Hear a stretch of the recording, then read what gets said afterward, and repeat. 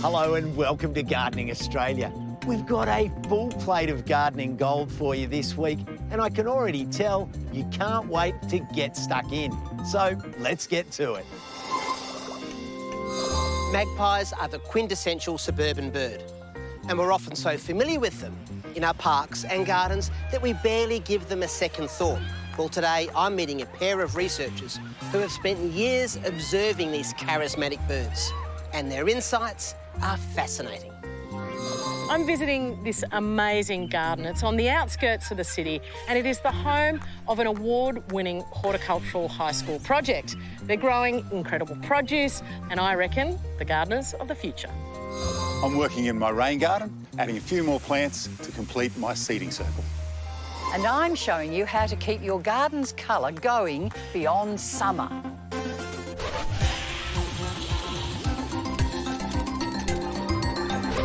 There's something really beautiful about a garden that's been worked on over a lifetime. Seeing your hard work and planning manifest and grow for decades. Even better when that garden's in the subtropics. Jerry's here with a slice of tropical paradise. We're at Pinjarra Hills, 20 kilometres southwest of Brisbane, and it's here that home gardener Isabel Summer has spent the last 50 years recreating her version of a tropical paradise.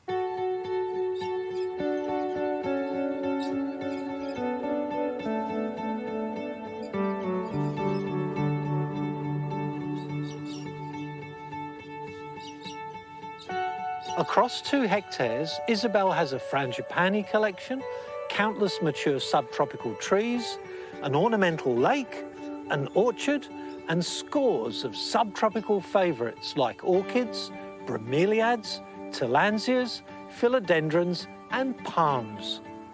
Let's take the tour.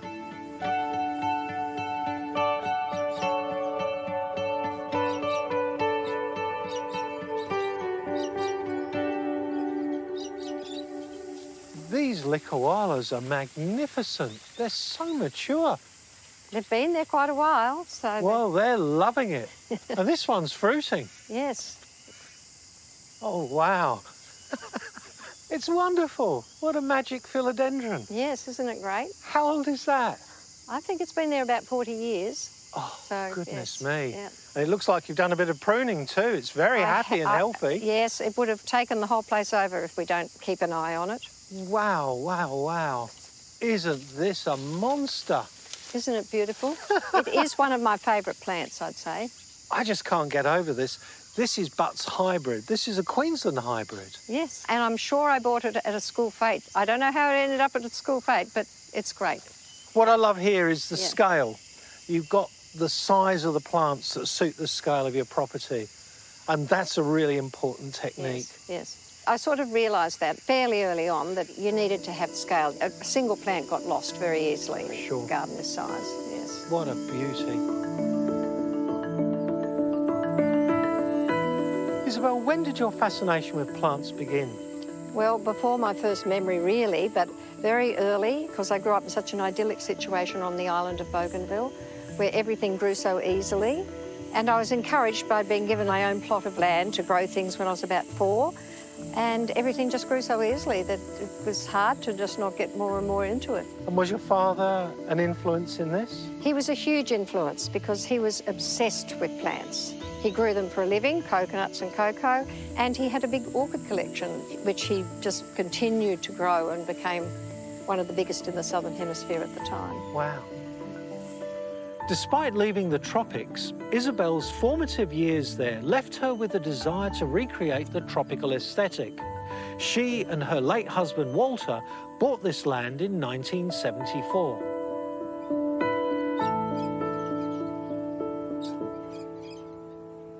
So what was the block like at first? Well, when we first came here, it was pretty bare except for soapbush, lantana and some of the big gums. So I kept all the big gums. I didn't garden immediately because the soil was so bad. What were those first steps? Well, back in that time, they didn't talk about mulch. Now, of course, we all know mulch, mulch, mulch, mulch. And digging was terribly difficult because you just hit shale. And I found by accident where my husband just piled up the grass clippings. After a year or so, I went to look and plant something there, and I found the soil under there. There was actual soil. And that's when I realised about mulch. And then I just went crazy for mulch. So any garden bed that we did, I'd pile every bit of organic material, including tons of newspaper. I would cover that area and just let it sit for a couple of years before I attempted to put anything in it. Isabel says one of the first things she did when setting up the garden was to start planting trees, and now there's too many to count. And I planted the trees early to try and get some shade because it was so hot and dry.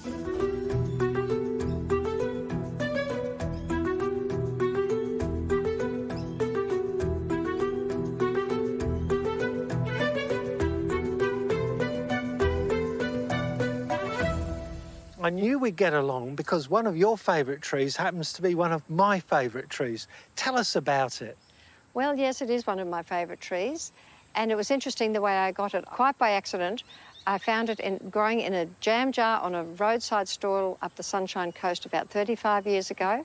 The girl said, "You must grow this, it's beautiful." So I took her at her word, and she was right, it is beautiful. And each flower is so big and beautiful, like a hibiscus. It's just a lovely tree. So this would have been one of your foundation plantings? Yes, it was. And it did have to survive with nothing because I just planted it down here pretty much in the bush at the time, and it was one of the survivors. Isabel's also planted loads of the ultimate tropical staple, frangipanis. That is a gorgeous frangipani. It's called a Irma Bryant, or blood red.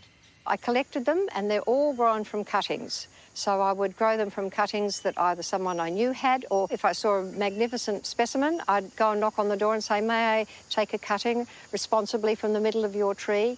And no one ever knocked me back. Everyone was very kind. And so all my frangipanis are grown from cuttings. And you've used them to great effect, growing orchids on them. Yes, now I grow orchids on them because they're a good host. They don't lose their bark.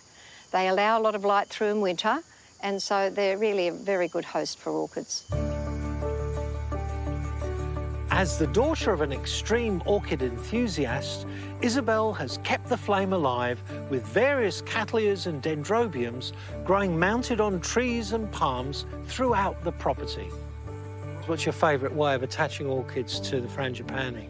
Well, I've done a lot of experimenting with shade cloth, with hessian strapping, stockings, of course. And it depends a bit on the species. If it doesn't need too much around the roots, like dendrobiums, you'll probably be fine with stockings. But if you're putting a cattleya or something that needs a bit more, then I might use some hessian or coconut fibre.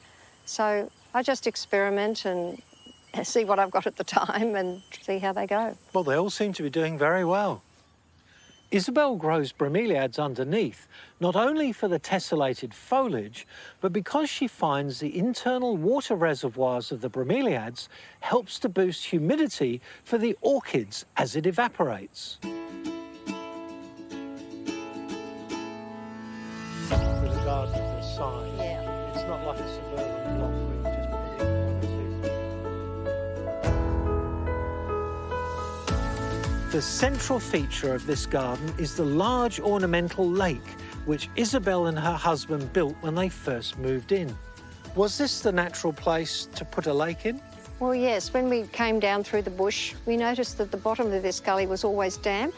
And we put it in about 75 or 76, and it's never dried out. So it obviously is a natural spring here somewhere.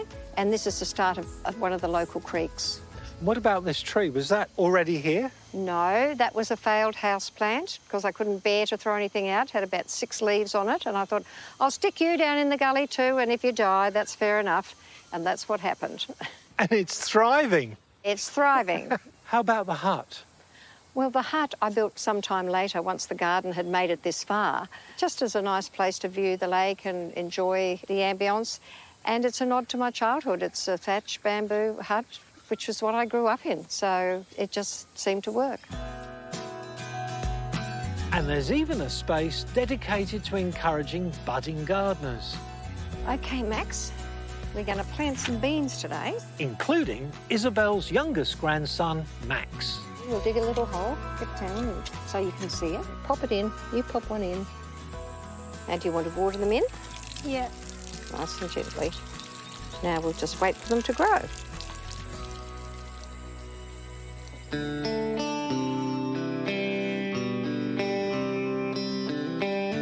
Isabel's garden is a testament to what can be achieved through 50 years of gardening. She's dedicated a lifetime to her love of everything tropical. I know all the plants in my garden, and there's a lot of them. I know what they want, what they like, but the botanical name often escapes me. And it's no surprise because I always get my children's names mixed up and my grandchildren's names mixed up, and the plants are just more of my children, so it makes sense that I forget their names too.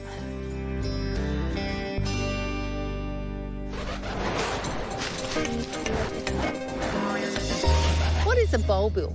A bulbil is a small bulb that's produced on the above-ground part of a plant, usually on the top of a flower spike. You get this happening with some alliums, things like leeks, garlic, and this particular one, which is an Egyptian or walking onion. You plant the bulbils in autumn and they take 5 to 6 months to grow into onions this size, which have great flavour. How can I get better at plant identification?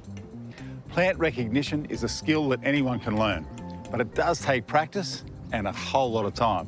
Now, the best place to start is to increase your observation skills.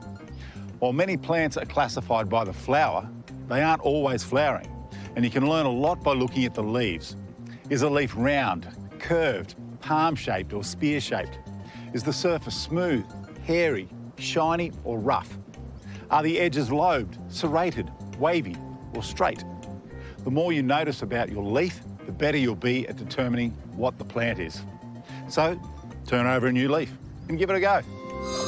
Has your rubber plant dropped its leaves? Well, these plants are quite sensitive, and this is their way of expressing their displeasure. There may have been changes in light conditions, temperature, or from moving it around the house. To keep them happy, you could try giving them a brightly lit spot out of direct sunlight, and be consistent with your watering, and water when the soil is near dry.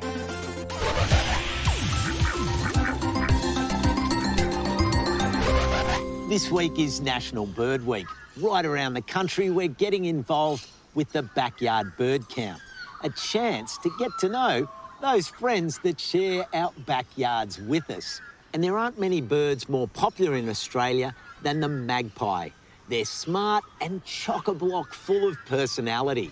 A team of researchers in WA are working on just how smart magpies really are.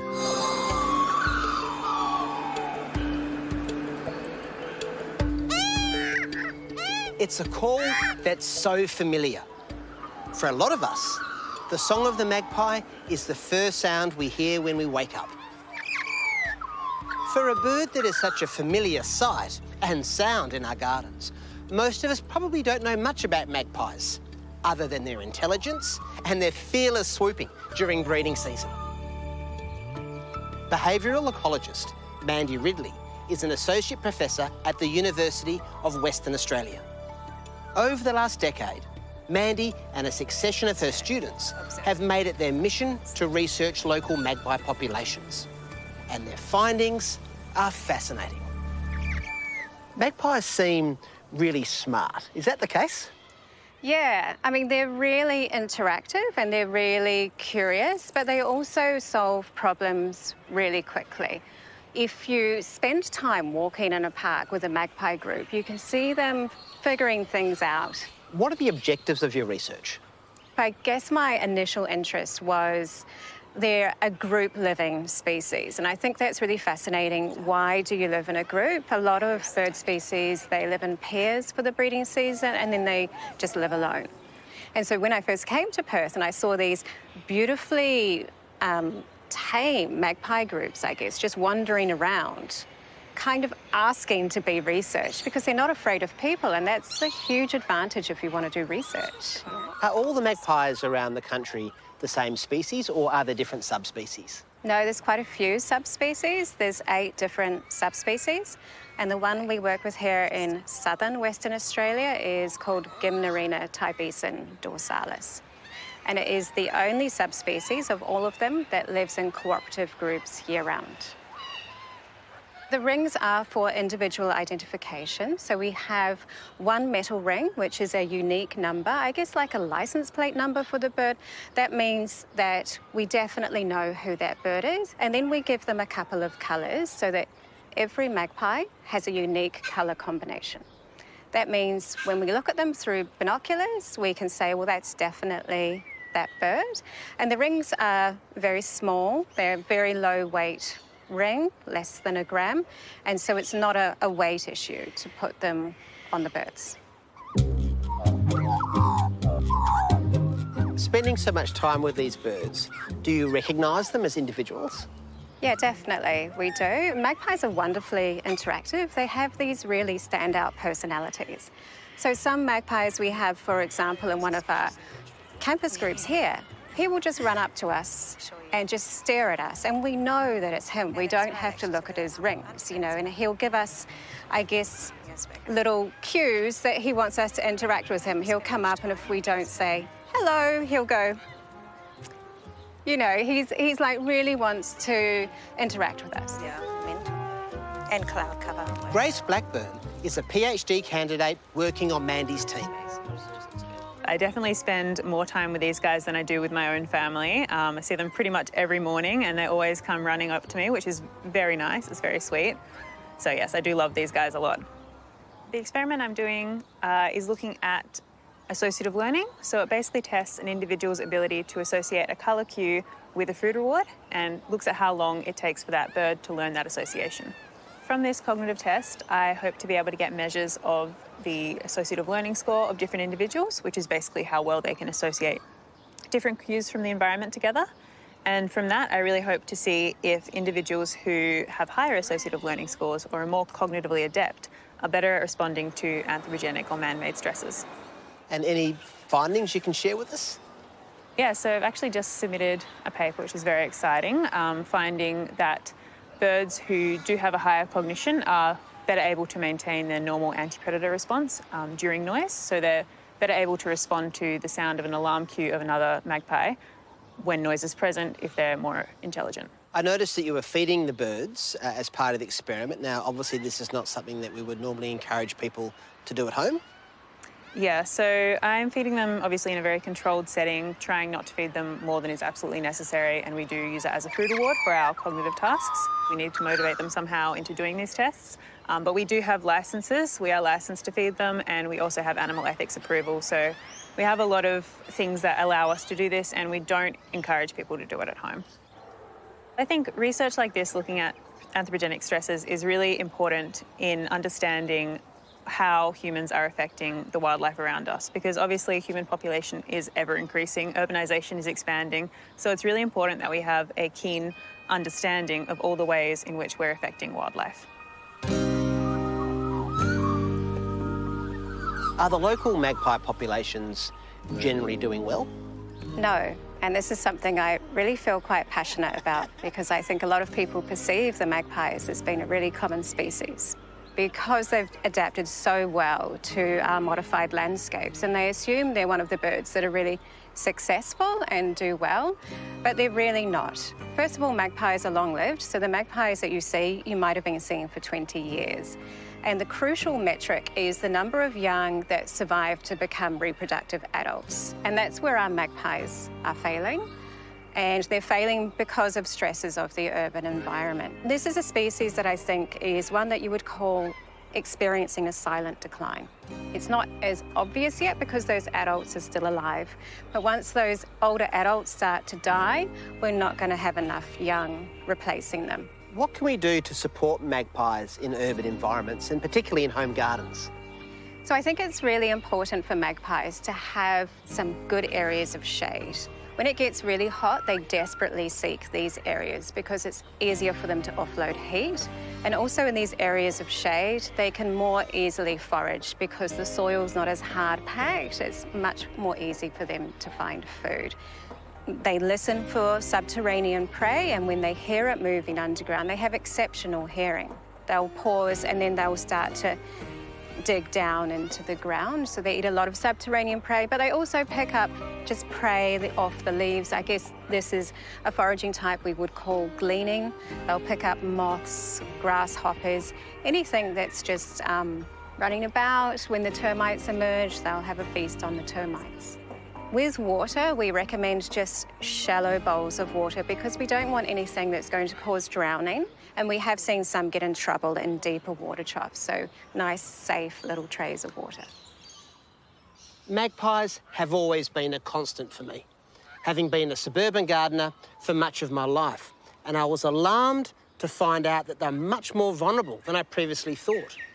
And this demonstrates the value of the research being done here, as we learn more about the birds' needs, behaviours, and their ability to adapt, in the hope that we can cohabitate for a long time to come.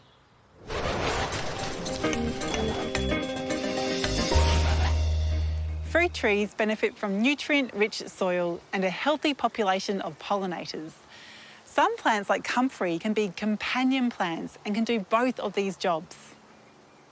I've planted these 3 Indigofera australis shrubs amongst my young olive trees here.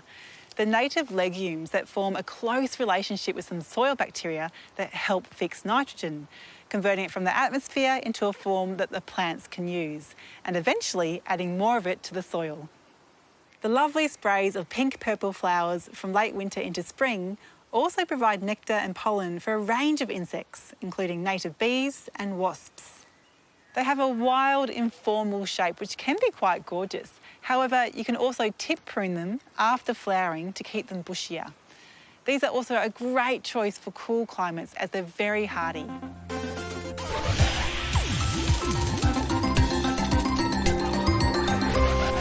I love seeing schools get involved with horticulture. It's inspiring to watch the next generation take up the mantle and keep growing the future. Millie's visiting a school in Melbourne's west where horticulture is embedded in the curriculum. Enjoy.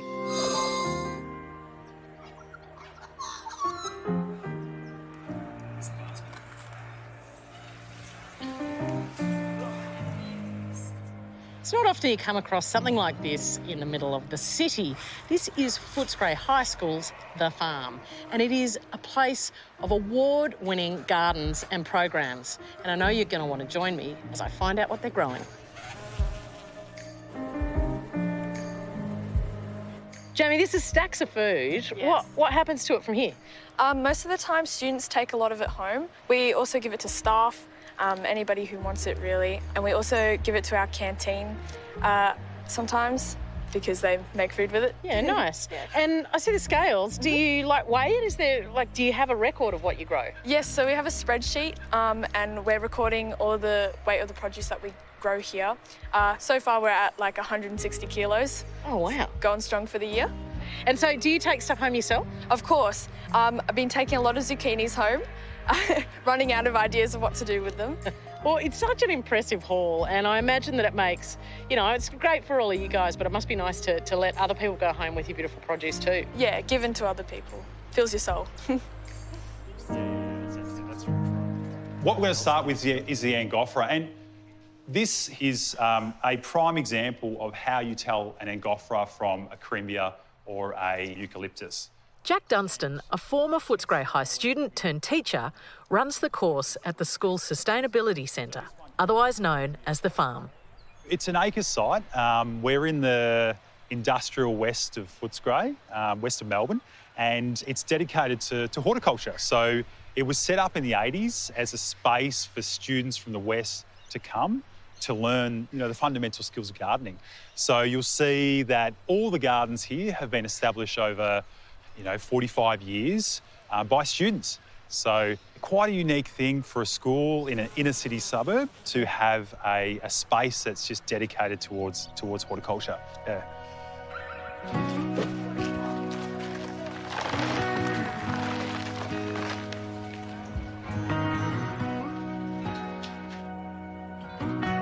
Hey, what are you guys up to here? We're just propagating some ruby saltbush for the community and for our garden. Ah, so what do? You prep the cuttings first? Yeah, so we get some plant material that we've earlier harvested. And then these guys are just cutting it up into little bits that can then be put into tube stock. And then what happens in here? In here, there's the same thing happening. There's people propagating some more plants. So, oh, this is Goodenia, yeah? Yeah, these are Goodenia ovatas that we've done a while ago. And they've been situated in the hothouse for a little while, so we're acclimatising them slowly, and then they'll get put in the shade house. And lots of it goes back into Footscray Gardens as well. So we actually take plant materials, so a lot of like salvias, like Salvia leucantha and Salvia microphylla and stuff like that. We kind of take from Footscray Gardens and then reintroduce back when they need them. So it's, yeah, very tied into community. Well, let's have a go. You've been doing lots of different things in horticulture, Elizabeth. Like, is it something that you see yourself doing for a job? Yeah, definitely. I'd love to get into horticulture one day. I love both the practical and the academic elements of it. So I'd like to do a mix, go into like plant science or something like that. But also still have practical application of what I do because I love getting out in the garden. All right, we better get on with this. There's a few cuttings to take. Yep. Because we offer this project, we've got students that have gone on to work in the botanic gardens, they're qualified arborists, they've worked at the zoo, landscape conservation. So there's lots of different avenues that students have got into.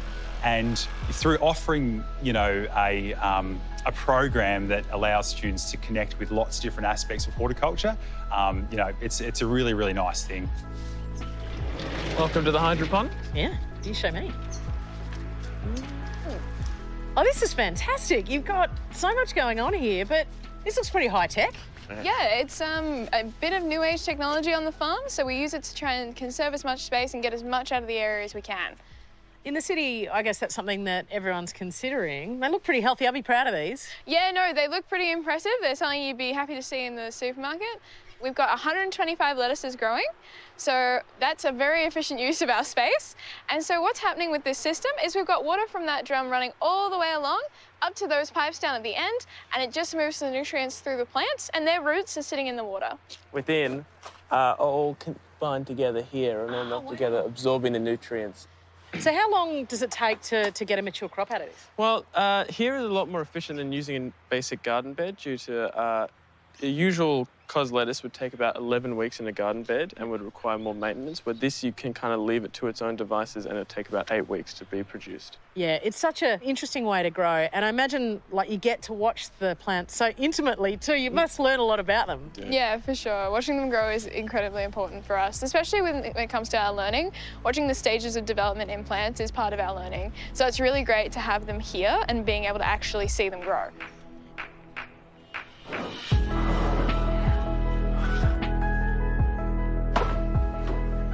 The students are actually doing a certificate in horticulture, so it's a hands-on class as well. So that's another different aspect to the course that we run. So it's not about sitting an exam, it's about can they do a certain aspect of horticulture and can they do a certain aspect of gardening and be competent in that.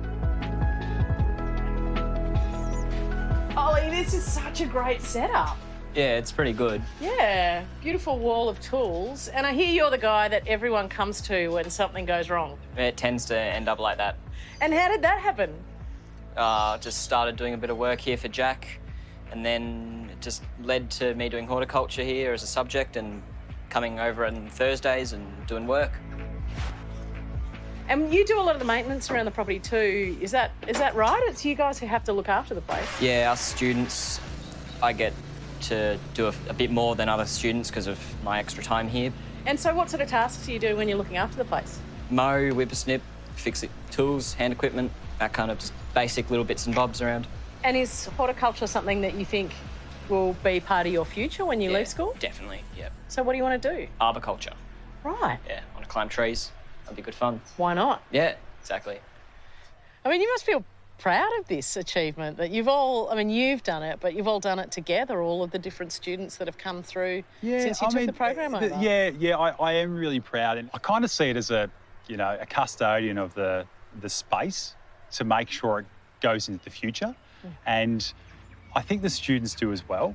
So that's why you get this you know, this amazing thing where students actually volunteer to come over at lunch, or they spend whole days here just, you know, deadheading or whatever, because they see it as a way to continue this space for future generations. And that really makes me so proud that, you know, I might not be here forever, but the space will be.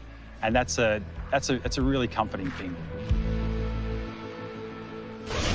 Still to come on Gardening Australia, Clarence completes the seeding circle in his backyard. Tammy meets some intriguing members of the cacti family. And we meet a ceramicist tuning in to the beauty of seed pods.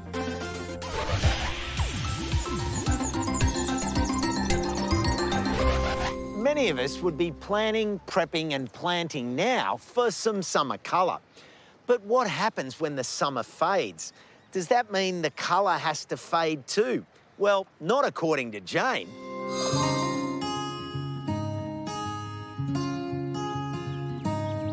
Whatever other pleasures a garden gives, the colours that emerge in summer are enough to warm the coldest heart. And while summer is indeed the time when we're out and about in the garden and can appreciate colour to its best, if you put a bit of time and effort into thinking about it, you can get an extended season throughout the year.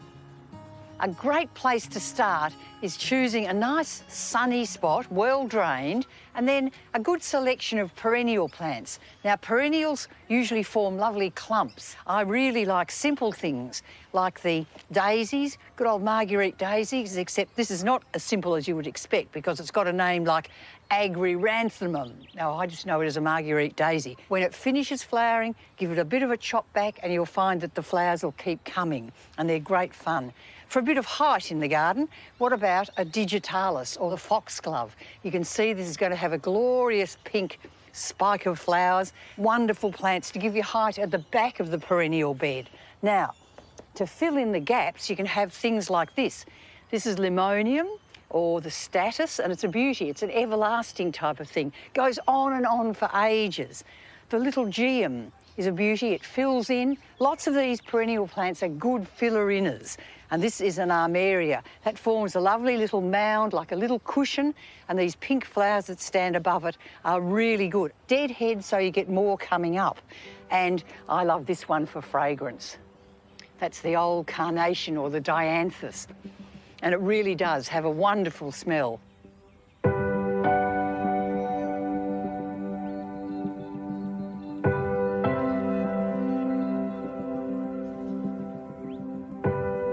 Another perennial plant that brings great joy in the garden for its long flowering are the kangaroo paws or anigoxanthus, and they're being bred to be dwarfed varieties that look really good in pots or in the garden beds.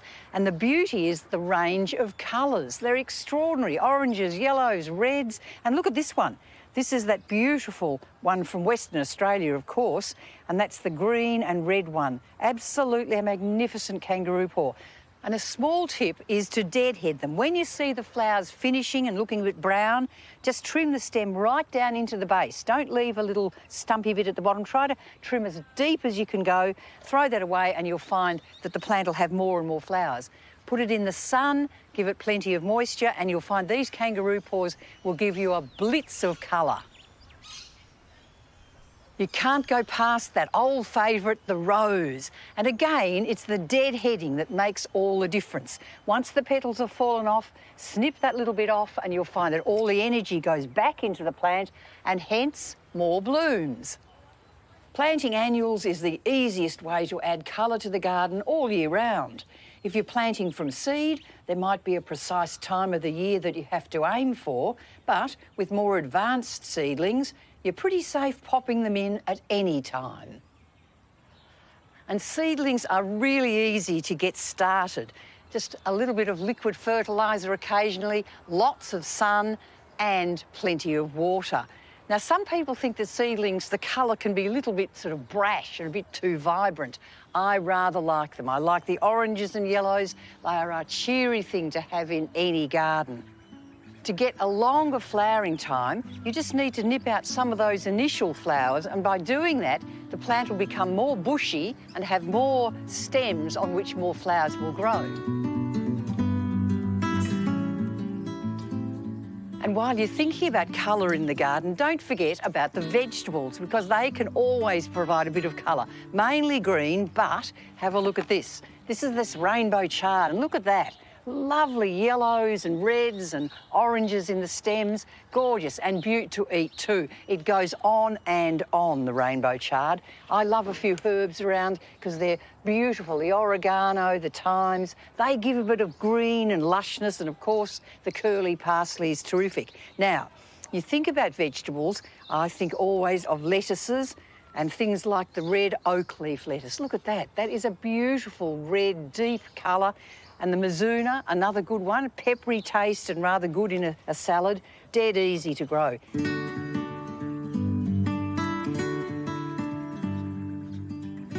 It is funny how fashions come and go, even in the garden industry. And things like the African violets, well, they were really big, say 30 or 40 years ago. Everyone had them on the windowsill or in the bathroom. And now they're making a comeback, which I think is glorious because they're so full of colour. Bring them indoors, of course, and grow them in a partially shaded spot. Not too much bright sun because that will burn the leaves. And when you're watering, wait till the soil or the potting mix gets completely dry in between waterings, and then just lift up the leaves like that and put the water down on the potting mix directly, so the leaves are not going to get wet at all.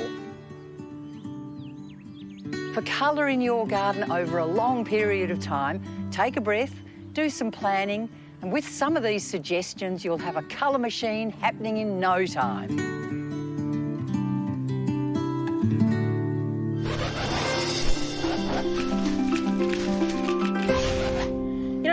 One thing we get to do on the show that I'm really proud of is bring less obvious plants to the fore, things that people overlook.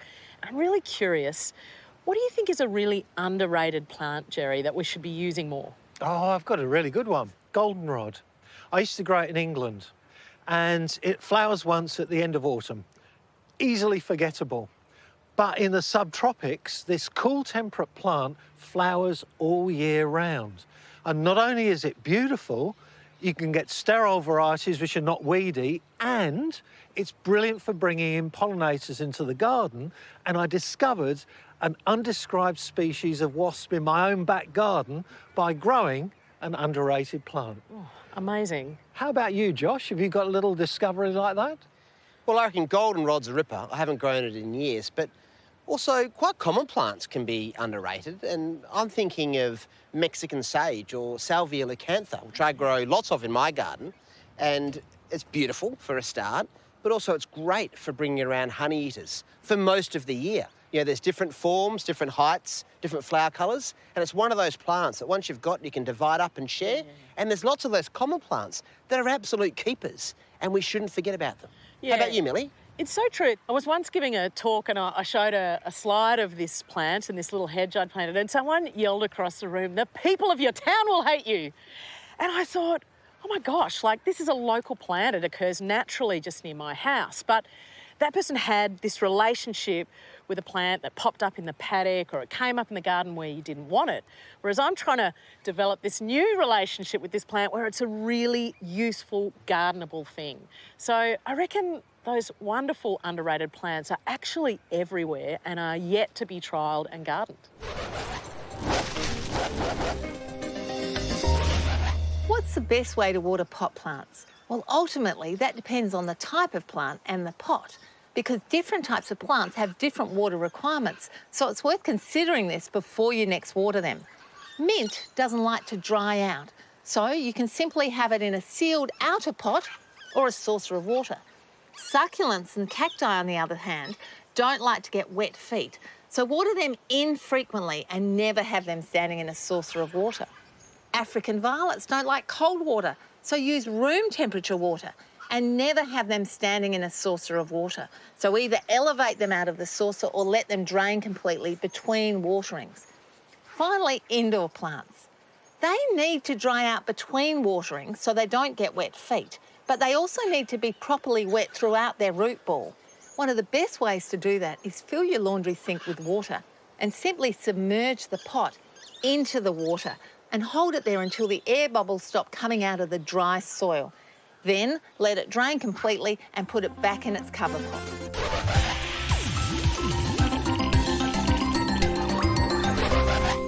Clarence has been hard at work putting together a seating circle in his backyard. A place to sit around the fire, relax and enjoy the garden with family and friends. Well, it's time to finish off the job. And of course, that means getting more plants into the ground.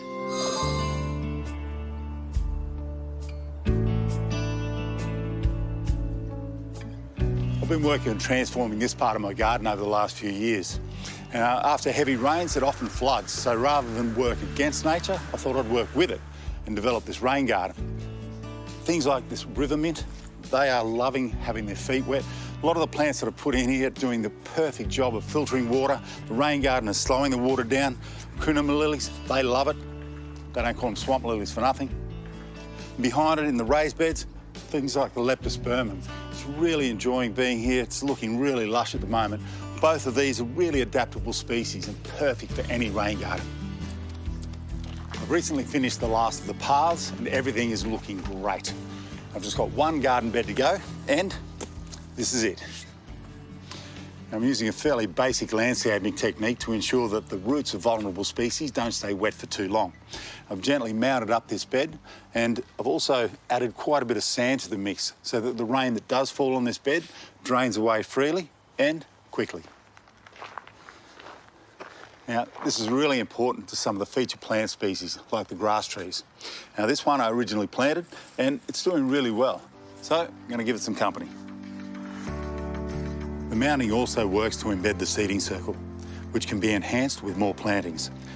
Even 1 to 2 metre shrubs can create seclusion and privacy when they're elevated above the entertaining area.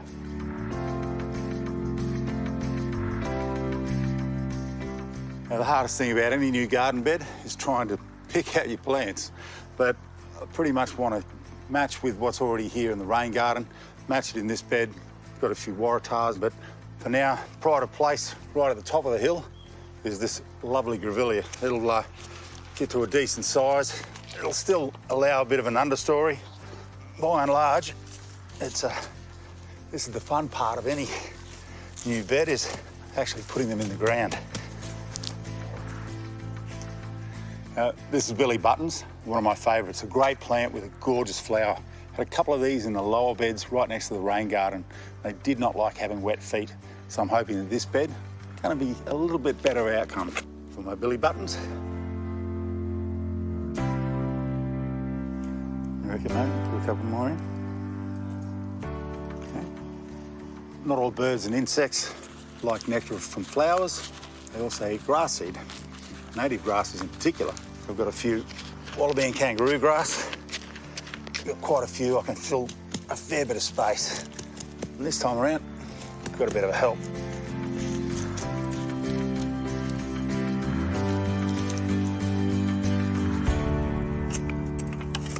A common technique is to put the plant in, backfill, and then water in. But in some soil types, this is a bit of a risk, as the water may not reach the root ball. It's a good idea instead to dig the hole, then add water. That way, when you plant, backfill and water in again, the whole root system is kept moist.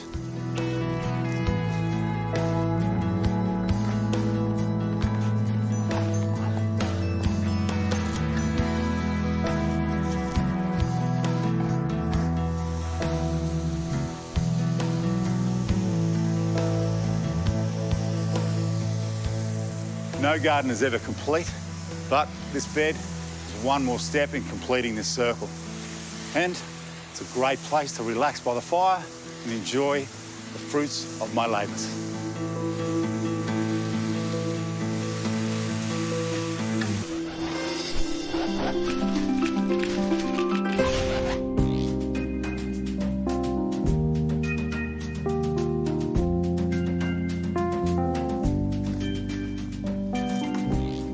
There's heaps of variation in the wonderful world of cacti, from short and round to tall and skinny, but most are geometrical.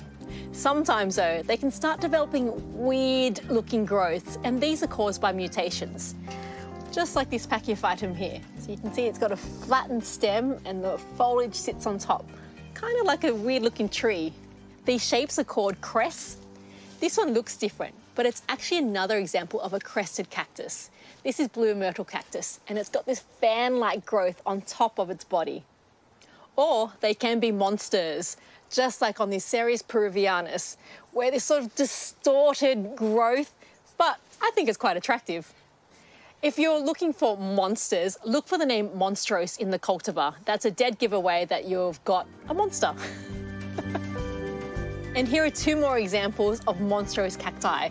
These both are in the Lophoceras genus, and you can see like these weird protrusions just along their bodies. Weird, but wonderful. So you might think these look a bit wacky, but they're quite collectible. So if you're experiencing some weird and wonderful growth, just go with the flow.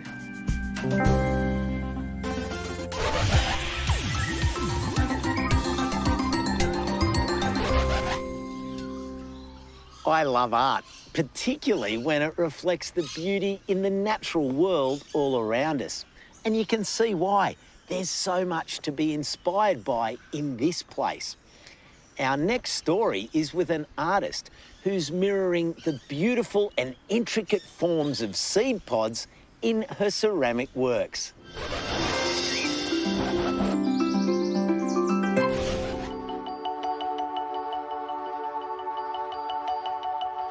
There's something about Australia that's just so special. I feel connected and grounded just by the smells, the scents, the shades, the colours, the contrast.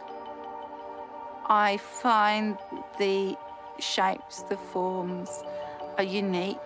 They're a language to me in my work. It's ingrained in me. I'm Sarah Curl. I'm a Western Australian ceramic artist who specialises in looking at the native flora of WA. The Western Australian flora is really small, or it can be very flamboyant. It attracts you, it draws you in to take a closer look. When you start looking, you're looking at the leaves and then you see the shapes and forms. At the moment I know there's wattles turning up, or there's the red of the gum that just go, look at me, look at me. And you just have to go and check it out. There's nothing else like this anywhere in the world.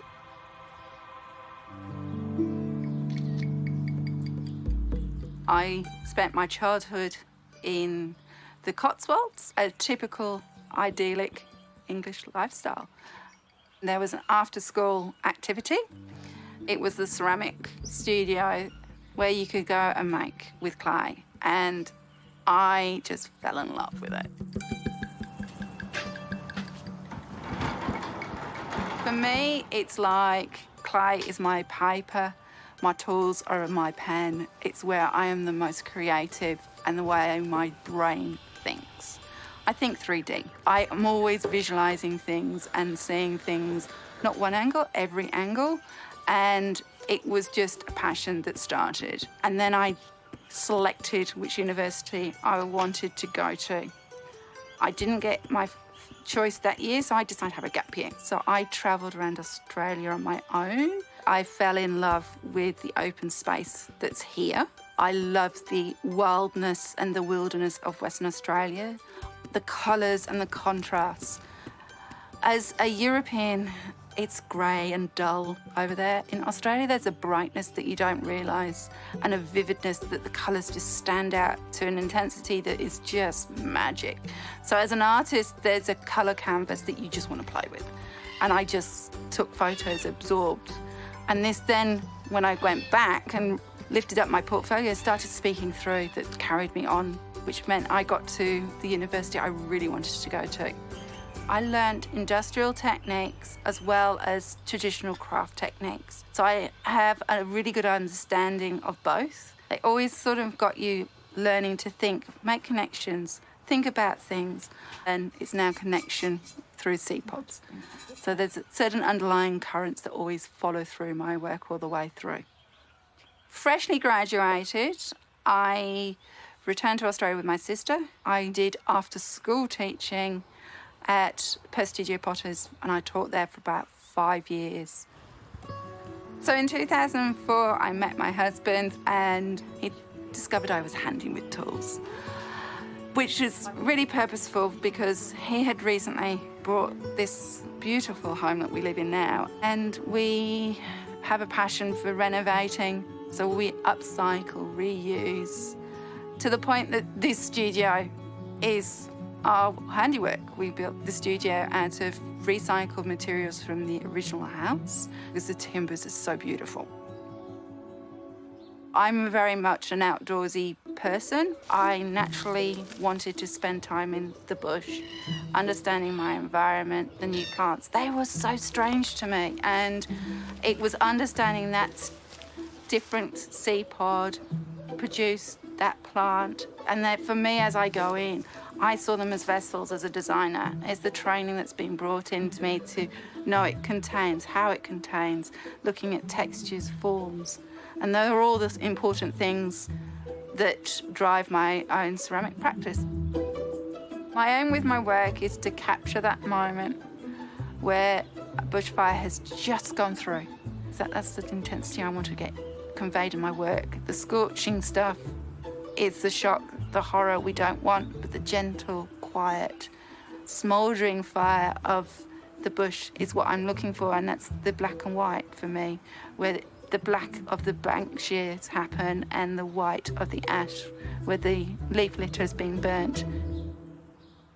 You start with making with the clay. Currently I'm hand building, so I use a pinch pot making and coiling to produce the work. Once I have made my sculptures and done on all the embellishments, it dries, and from that leather hard state we go to the first bisque. I will then bring it out, and then I add the glazes, which I make all my own glazes. Once it's all dry, I move on to the raku firing. Raku firing is a traditional Japanese technique. I use it to get that interpretation and connection back to land for me. I'm going up to about 1,000 degrees, just below, about 950. You are pushing everything to their limits. And by pushing it to the limits, there is a huge amount of risk. Once I get to that temperature, I open up the kiln and I take that work out at 950 and transfer it into bins. In these bins, I have placed dried sawdust and newspaper to get that burning effect, because something hot goes into something that's not, will flame up. And then once you put it in the bins, you get flames flowing around the piece. This is a adrenaline rush for me. And that flame creates all the chemical reactions I'm wanting for the glazes, to get the carbon trapped in there, to get the copper to do its magic for having oxygen in there, and the flames remove all the oxygen. So once I get the oxygen out, I get the reduction, and that's what I'm after. I was fortunate enough to have an exhibition in London, and people were amazed the unique forms I was creating. And once they read about the native seed pods and the uniqueness, people are getting that connection and really understood the beauty and then contrast. I just see myself as a contemporary viewer of nature, but my interpretation is just a snapshot in the journey that we're all in. And I hope the pieces will outlive me as heirlooms for the future, for reference or a comment of what I'm living in today.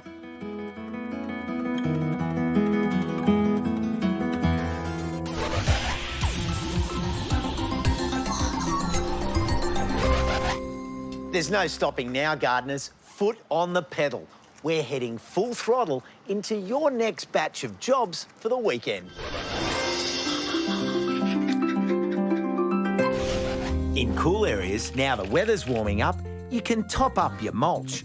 Layer 5 centimetres deep and water it down so it's able to capture the next rain. Get your zucchinis going. Pick a sunny spot, loosen the soil with a fork, then plant seeds into raised mounds. Keep soil moist and give them space to sprawl. Seedlings raised in controlled conditions are ready to harden off. Give them a week or two to adjust to the outdoors before planting outside. In warm temperate areas, pollinated almonds are now dropping petals and forming fuzzy fruits. Add a dose of cow manure and water weekly for a cracker crop. Install a protection cover for leafy greens that like part shade and don't like drying out, such as lettuce, spinach and kale. Harvest some healthy herbs for your chooks. Wormwood, mint and lavender can deter critters and keep the ladies calm on the farm. In subtropical areas, non-invasive clumping bamboo can be tamed now. Cut old canes right at the base to keep contained. Sprout seeds like alfalfa or mustard for a quick food fix. Keep seeds upside down in a fabric-covered jar and rinse with water daily. Scrub turkeys are building nests, and that makes free compost when they move on. Grow in raised beds to protect your plants. If they can't see it, they can't scratch it. Arbequina olives are great in the tropics. Now's the time to give the internal shoots a trim to help increase the airflow. Beetle leaf pepper will be growing prolifically now. Pick young leaves for use in salads and larger leaves for soups and curries. Baby banana shoots can be lifted and replanted. Use a shovel to separate suckers, bury in fertile soil and layer with mulch. In arid areas, rock-loving petrophile species pixie mops can be planted in a dry, sunny environment to provide habitat and food for nectar eaters. Before the rain sweeps over the tropics, install a rain drain trench with an ag pipe to help direct water flow. Mirepoix is the fancy word for celery and carrots, which can both be planted now from seed. Bung in some compost and sand for rich, free-draining soil. Well, there's plenty in there to get you started. And when you're ready for a cuppa, be sure to catch up on ABC iView.